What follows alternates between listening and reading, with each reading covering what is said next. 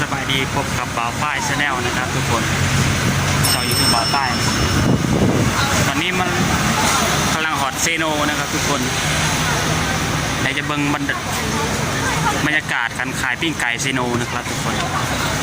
ลองเบิ่งนะครับเป็นยังไงนะครับโอเคไปรับชมกันเลยนะครับทุกคนปิ้งไก่เซโน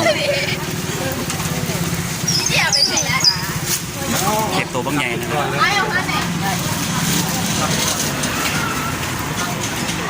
มีไก่เซโนนะมีห่านลายห่านอยู่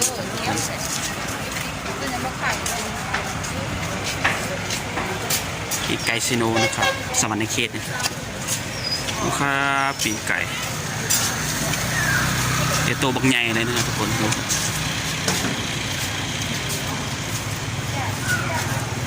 ตัวบางใหญ่เนาะตัวละเท่าไหร่ตัวใหญ่นี่170อ๋อเดี๋ยวชั้นหนึ่งก็ได้แสน10นะแสน1รถแทนปีกไก่เนี่ยลองเบิ่งลายบอล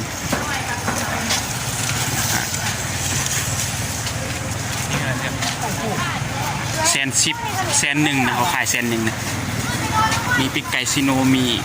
ตำเนี่ยเขาขายตำก็ยังข้าวเหนียวนะครับ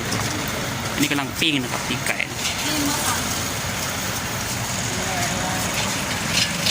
อ๋อลืมถือเงินมาเด้อปิ้งไก่เซโนนี่นี่เป็นเบิ่งอีกข้างนะอีกข้างหนึ่งนะครับ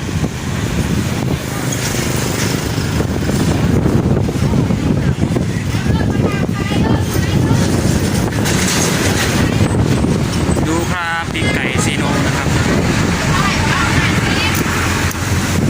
ลูกค้ามาซื้อหลายนะลูกค้าบรรยากาศลูกค้ามาซื้อปิ้งไก่เซโนนะลายอยู่นะครับลูกค้า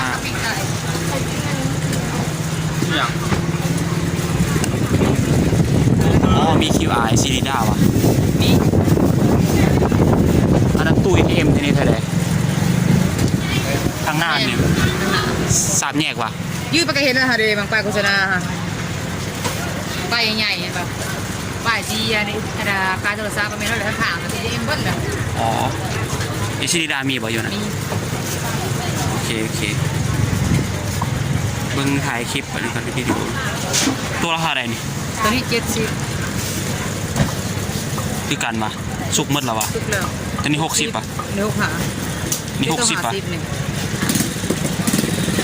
ตัวเดียวนี่ไก่ซีโนนะทุกคน